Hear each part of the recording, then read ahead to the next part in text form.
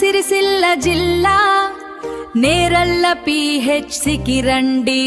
HPV vaccine వేయించి cancer ను దూరం చేయండి. 14 ఏళ్ల బాలికలకు ఇది ఒక రక్షా కవచం. చంద్రికారెడ్డి గారి మాట, అందరి ఆరోగ్యమే లక్ష్యం. రండి రండి నేరల్ల పిహెచ్సికి తరలి రండి. నమస్కారం అందరికీ.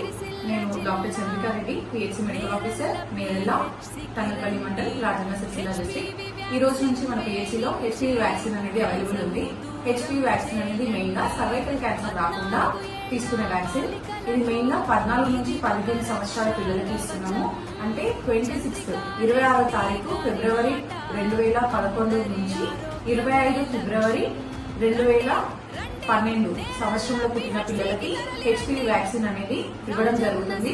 మెయిన్ గా ఆడపిల్లలకి హెచ్పివి వ్యాక్సిన్ అనేది ఇవ్వడం జరుగుతుంది. సో తప్పక అందరు తీసుకోవాలి. ఇది మెయిన్ గా సర్వైకల్ క్యాన్సర్ రాకుండా ప్రివెంట్ చేసే వ్యాక్సిన్. దీనివల్ల ఎలాంటి సైడ్ ఎఫెక్ట్స్ లేవు.